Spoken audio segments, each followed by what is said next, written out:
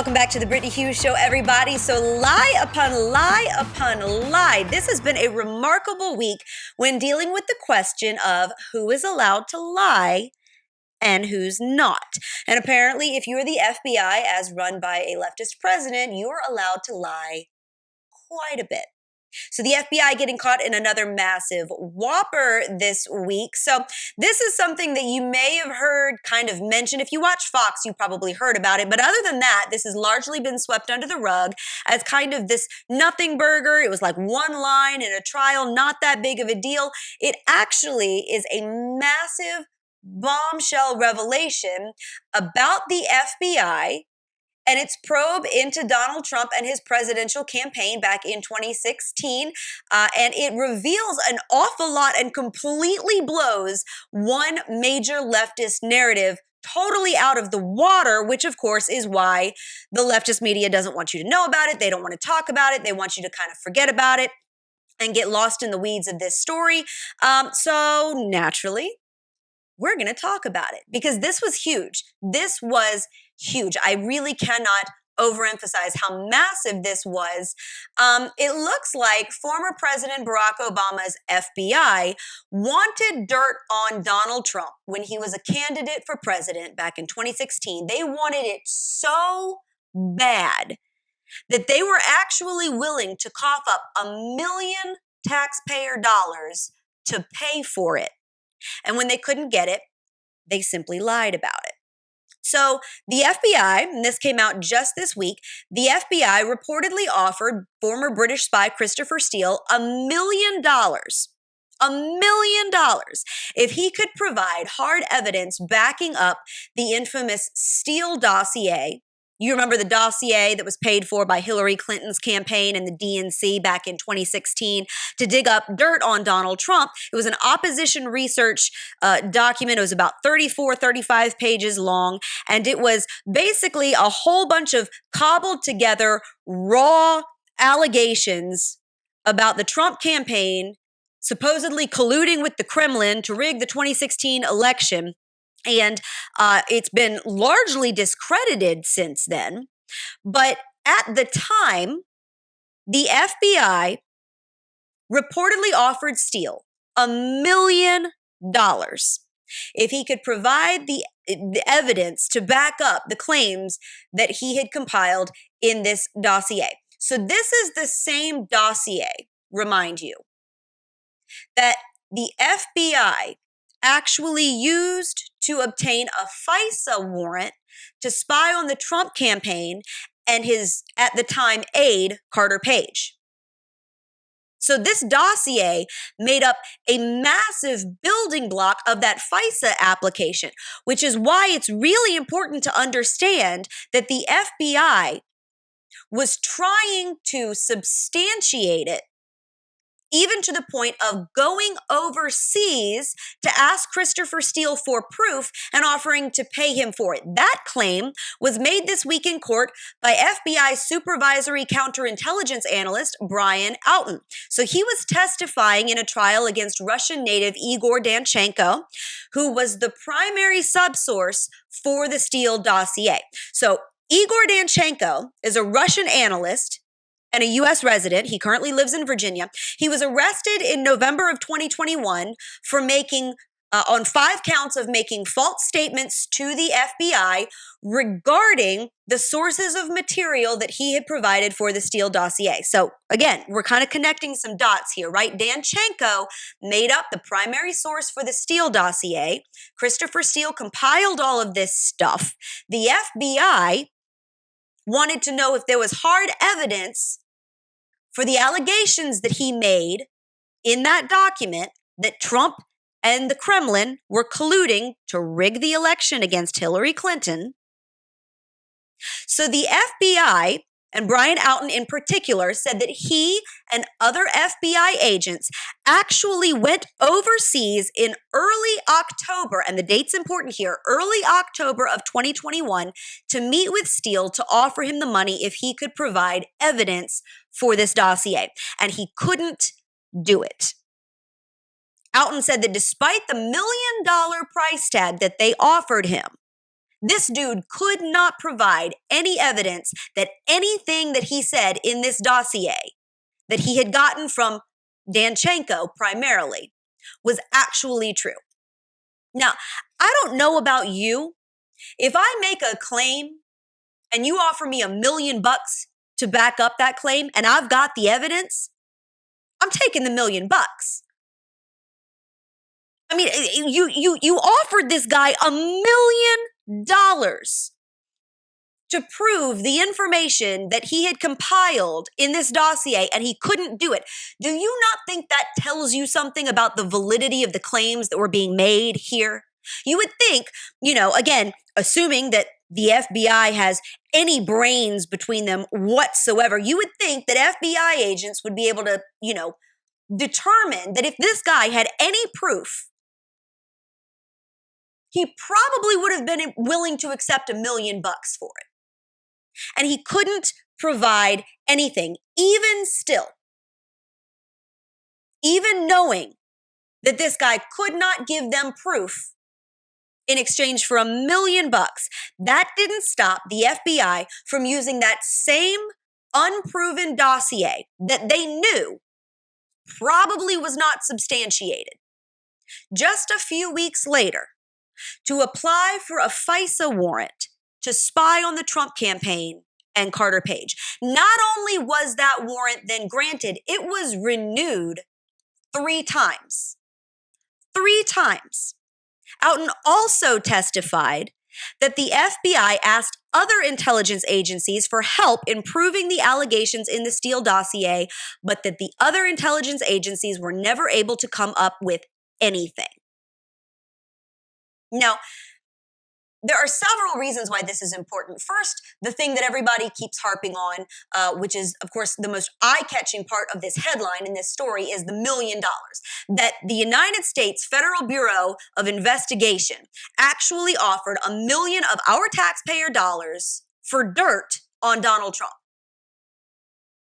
I mean, that's essentially what this is, that they went overseas and they offered a former British spy $1 million of our dollars for dirt on a then presidential candidate who just happened to be running against Hillary Clinton at the time, which I'm sure has absolutely nothing to do with any of this whatsoever. So that's kind of insult number 1, right? But this also debunks one of the left's primary talking points when they try to defend this whole FISA warrant and the abuse of the FISA court system. So the thing that leftists most often say in response to the fact that it came out, in 2020, the FBI admitted that they obtained this FISA warrant pretty much illegally, that they did not have the evidence needed to apply for it, much less obtain it, that it never should have been issued. And that's something that we already knew, and that's a major admission that, again, is corroborated by Auten's testimony in court this week. But the primary pushback to that, the thing that you hear most often is, okay, well, look, maybe they kind of did things bass-ackwards here. They had reason to suspect that the dossier was actually true, so they wanted the FISA warrant so that they could spy on an American citizen in order to get the evidence that they didn't have, but they had good reason to suspect was there. So they kind of did it backwards, right? Which, by the way, that's not a thing. That's not a thing. It's kind of like arresting and jailing somebody for doing something that you think that they might do. Okay, that's not a thing. There's no retroactive validation of this. If you're the FBI, you don't get to falsify evidence and lie to a FISA court and lie to a FISA judge to get a warrant so that you can then go get the evidence that you already said that you had to get the warrant in the first place, right?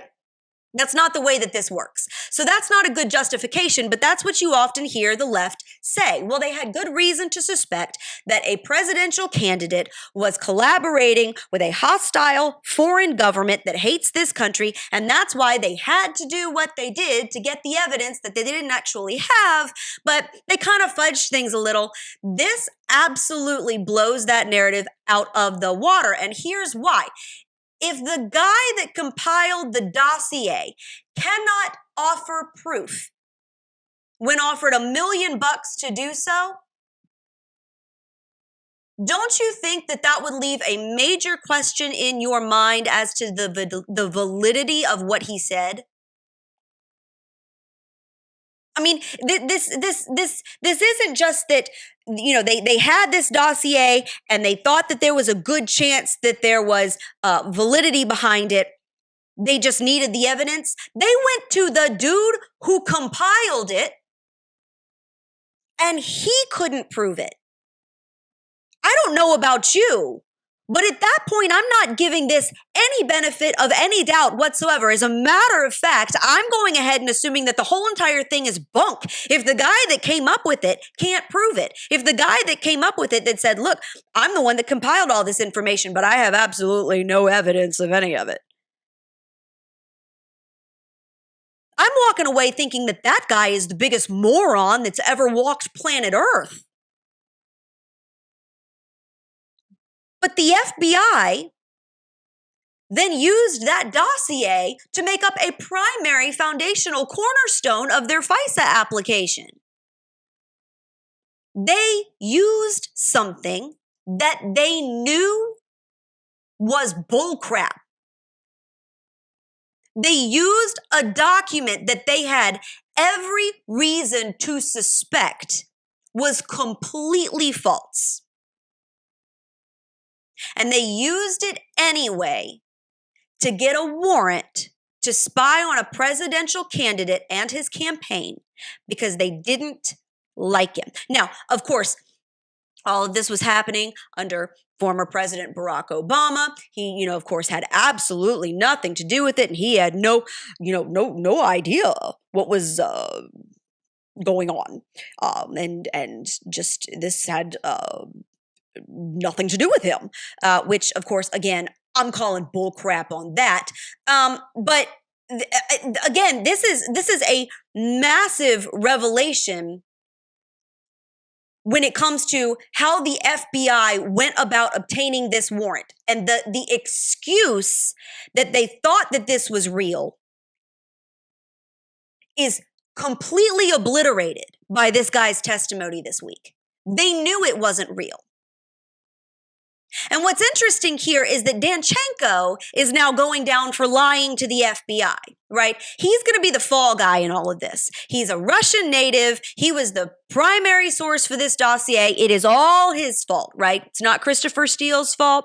It's not Hillary Clinton's fault and the DNC's fault for paying for this pile of garbage. It's not the FBI's fault for knowing that it was false and then going to the FISA court and asking for a warrant to spy on an American citizen based on all this crap anyway. Wasn't any of their fault. It's Danchenko's fault because he's the one that started the whole thing. He's the one that gave a whole bunch of false information.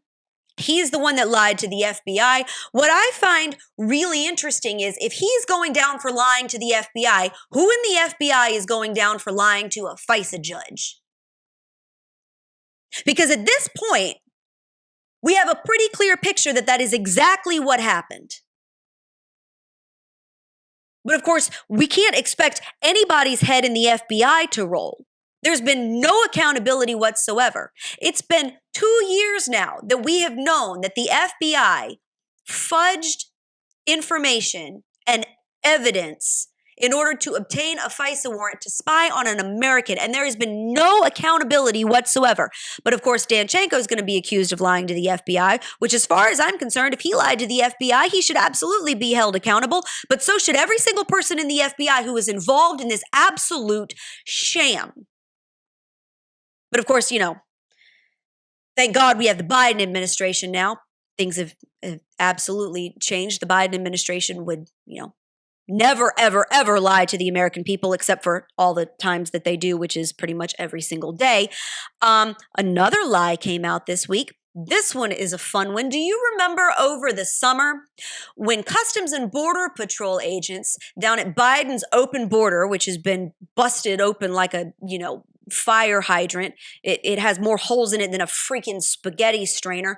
But in order to distract from the historic droves of illegal aliens that have been pouring across the Rio Grande and all of the dead bodies that we're having to fish out of there, that's clogging up all of the morgues in Texas and Arizona, we don't want to talk about any of that, right? We don't want to talk about all the human smuggling. We don't want to talk about all the 4-year-olds getting dropped over the wall. We don't talk about, all of the toddlers that get stranded in the desert. We don't want to talk about Biden's open border policies that have created this giant mess and continue to fuel it.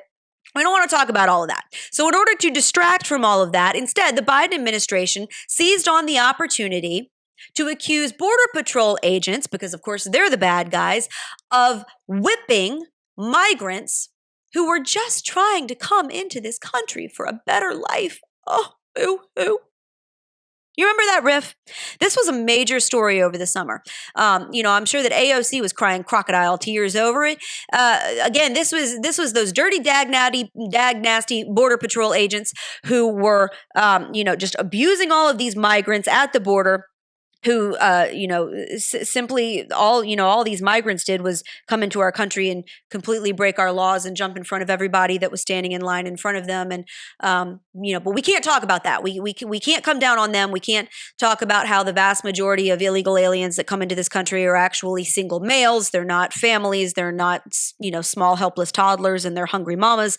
We don't want to actually deal with the facts. So instead, we'll just accuse a bunch of Border Patrol agents of whipping migrants. And it's all because of these pictures. These pictures went viral over the summer.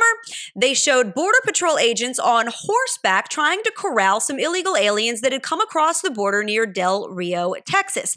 By the way, just so everybody's clear, in case this wasn't obvious, and it should be, use your common sense. Border Patrol agents like this often ride on horses because there's a lot of rugged terrain at the border that you can't get to in a car. I have been there. I have driven on the roads that you can actually get to the border on, and your teeth are rattling because they are so incredibly rough. You have to have the right kind of vehicle to do that. And there's a whole lot of places that a car will not go no matter what kind you have. So this is not a whole bunch of border agents playing John Wayne. This is not a bunch of border agents trying to pretend that it's the wild, wild west and they're just rounding a bunch of migrants up, whipping them like cattle. That is not what's going on here. What you see are border agents attempting to control their horses, and thank God, because you don't want anybody getting trampled in all of this. But that's, of course, not something that anybody on the left or the media thought through, because they do not have the intelligence or the brain space to apparently just use some common sense and realize that that's what's going on. Instead, the line was, oh my gosh, all these Border Patrol agents, they're whipping migrants, and it's basically like the South back in the, 1850s. Funny story. It turns out that Department of Homeland Security Secretary Alejandro Mayorkas himself knew that that was not what was going on in these pictures. And then he stood in front of the American people on national television and he peddled that bullcrap line anyway. So on September 19th is when this photo was taken. September the 19th.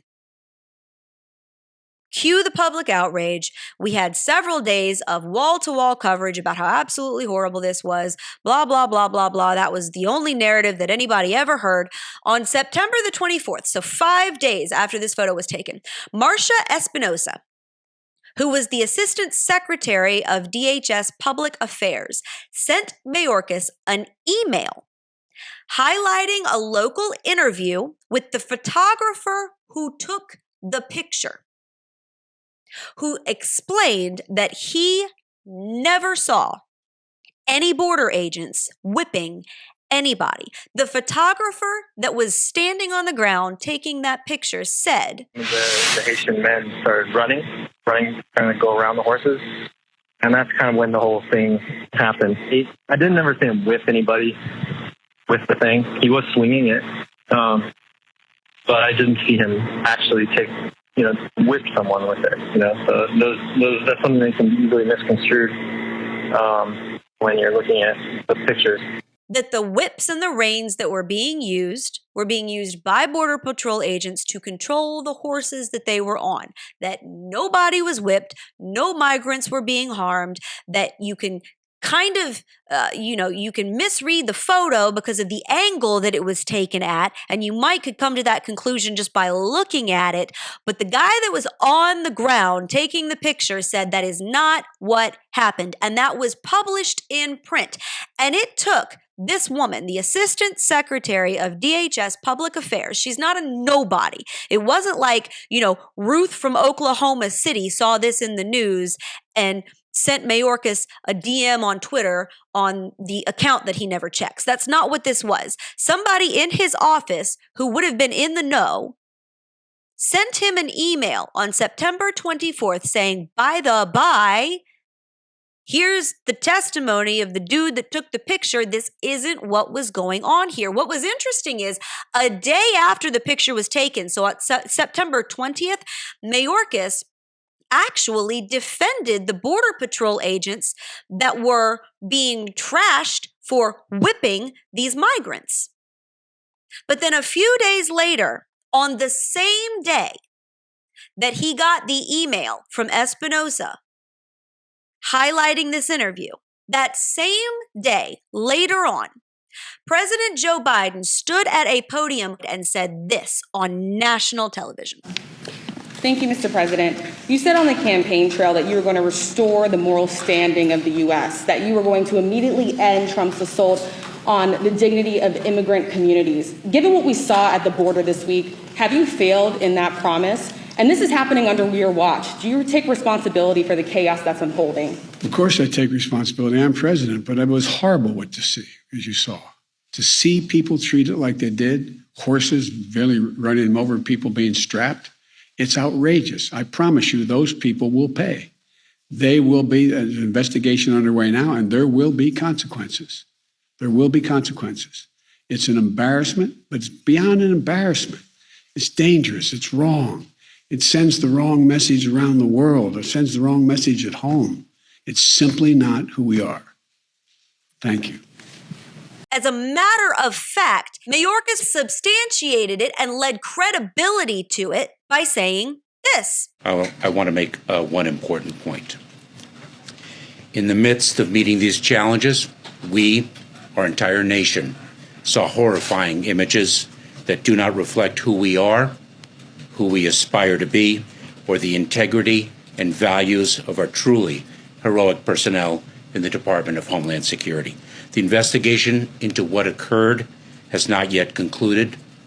We know that those images painfully conjured up the worst elements of our nation's ongoing battle against systemic racism. We have been swift and thorough in our response. First, we immediately contacted the Office of Inspector General and launched an investigation into the events that were captured in the disturbing images of Horse Patrol units. We ceased the use of Horse Patrol units in the area. The agents involved in these incidents have been assigned to administrative duties and are not interacting with migrants while the investigation is ongoing. The actions that are taken are as a result of what we have seen in those images. The investigation will be compelled, the results will be compelled by the facts that are adduced and nothing less. Let me be clear, the department does not tolerate any mistreatment of any migrant and will not tolerate any violation of its values, principles, and ethics. How in the world are these horrifying images that do not reflect who we are? How is that? It's a dude on a horse with reins. He knew that that's not what had happened. He knew that nobody had whipped anybody. It's amazing. Here's what he said afterwards. You said on Saturday, or rather on the 20th, to ensure control of the horse, long reins are used. The person who took these photos of the Border Patrol agents says, I've never seen them whip anyone. So why is the president out there today talking about people being strapped? So let me let me correct the statements in your question, if I may. It was on Friday. No, if I may. It was on Friday when I was, actually it was on Monday, I believe, when I was in Del Rio on the ground, and I made the statements without having seen the images. I saw the images on the flight back, and I made the statement that I did with respect to what those images suggested. The horses have long reins, and the image in the photograph that we all saw and that horrified the nation raised serious questions about about what occurred. And as I stated quite clearly, it conjured up images of what has occurred in the past. You notice, by the way, the verbal hoops that he's jumping through here. You notice what he doesn't say? He never actually comes out and says, our Border Patrol agents were caught whipping a bunch of migrants and we're going to hold them accountable. He never actually says that because he knew that wasn't true. He stopped short of saying that. He kind of alludes to the photo, and the horses have long reins, and the photo, and I can see, it conjures up images, but he never actually says that anybody got whipped. He doesn't bother correcting Joe Biden when Joe Biden says that people were getting strapped. He doesn't correct Joe Biden. He lets Joe Biden peddle the lie verbatim. He doesn't actually say it himself because he knew that it wasn't true, but he also doesn't correct it. He also doesn't come to the defense of his own Border Patrol agents, who, by the way, are some of the finest men and women this country has to offer. They put their lives on the line every single day to protect not only American citizens, but people in immigrant communities who are more likely to fall victim to illegal alien crime. And he doesn't come to their defense. He knew that they were being slandered by the press, that they were being slandered by the left, and that they were being slandered by the President of the United States. And Mayorkas stood there and said nothing. As a matter of fact, he chipped in and put weight behind the deception by kind of suggesting that that fake news story was true. Absolutely despicable. Of course, it came out later in the summer during a Customs and Border Patrol internal investigation that nobody was actually harmed. No migrants had been whipped. But of course, nobody cared about that. Nobody gave coverage to that, except, again, Fox News. It was amazing how fast the lie spread. It was amazing how much coverage the original photo got in the days that followed. But when it turns out that it wasn't actually true and an investigation proved that, nobody really cared so much about that. That was just kind of swept under the rug. And now it turns out that emails that had to be FOIA'd months after the fact proved that Mayorkas knew the whole time. And he stood there in front of a camera and he lied. He lied to the American people about what had happened. Just completely threw those border agents under the bus. I wonder how that felt, by the way. If you're that border agent and you're just trying to go about your job and you're trying to control your horse and this picture comes out and a whole bunch of allegations are being made about you that aren't true, and your face is smeared all over the news, and you're being basically compared to, slave owners who beat black people. And your own DHS secretary knows the truth and knows that that's not what happened and stands right there on national television and throws you under the bus. I wonder how those tires feel. This is maddening. This is maddening because, again, the truth no longer matters to the left. The truth no longer matters to these people. Doesn't matter if the Steele dossier was true. Doesn't matter if this was an awkwardly taken photo and that the media is running wild with lies about these border agents who were just trying to do their job. Doesn't matter. Everything becomes a political tool. Everything becomes a political weapon. It has to fit the narrative. And they will lie through their teeth. They will lie through their teeth to force something to fit their narrative, which is really interesting because we had another situation this week that proves that if you are not on the left's good graces, oh my goodness, you better not tell a little white lie, much less a giant whopper. So, of course, InfoWars' Alex Jones, who is at this point an infamous character. I say he's right-leaning. I'm not really sure that Alex Jones is anything leaning. I think Alex Jones says things that get him clicks, says things that get his website clicks, says things to make him famous. I think that he's a fire starter is what I think that he is. I think that his claim to fame is saying incendiary things. And he said an incendiary thing back after the Sandy Hook shooting in 2012, alleging that the shooting never actually happened and that the families of the victims were actually props that were being used by the Barack Obama administration to push for a gun grab, which, by the way, the Sandy Hook shooting was used to push for a gun grab. That was one of the first times that you really heard a whole lot about the AR-15, because, again, it was used to mow down a whole bunch of elementary school students, and it was so incredibly shocking to the entire nation. And Alex Jones, of course, took a different tack and said that none of it had ever happened, and the whole entire thing was basically a ruse to take Americans' guns. He has now been ordered to pay Sandy Hook victims' families $1 billion. $1 billion thereabouts between two different settlement orders, basically. Nearly $1 billion for these lies. Now, I want to make one thing explicitly clear.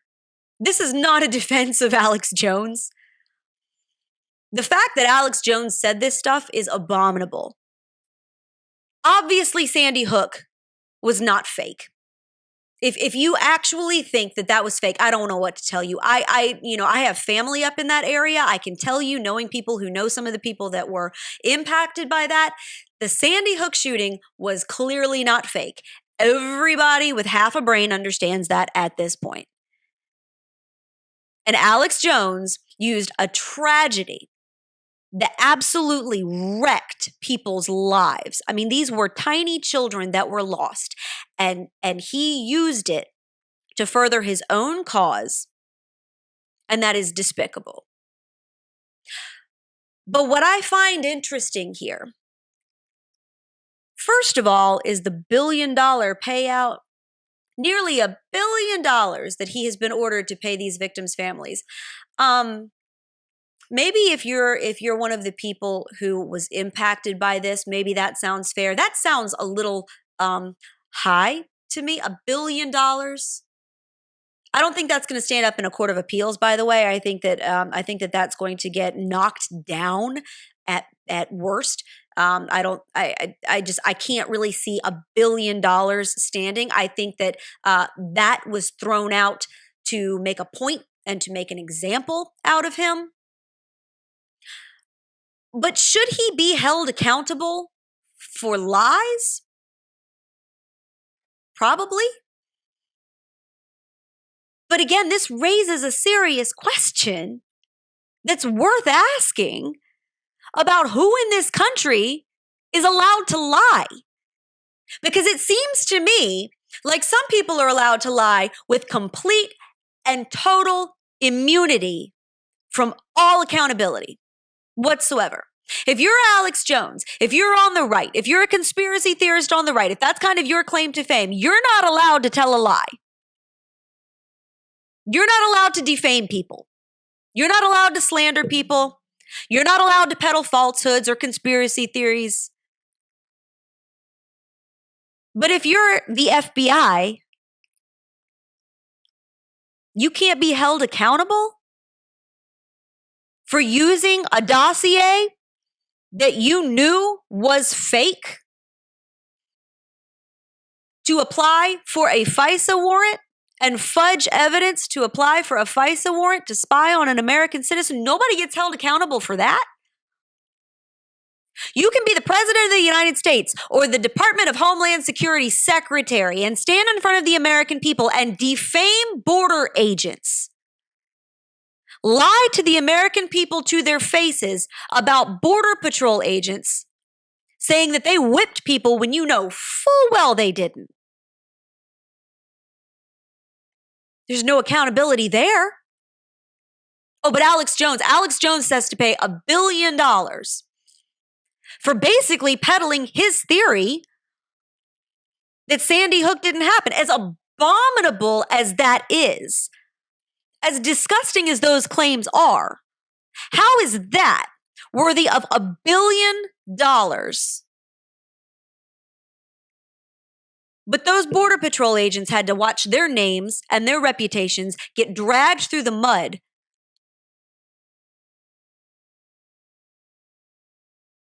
Who in this country is allowed to lie? Leftists.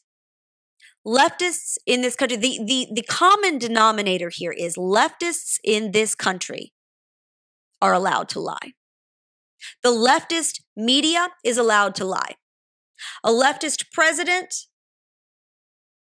leaders in their administrations, leftist candidates, they're allowed to lie.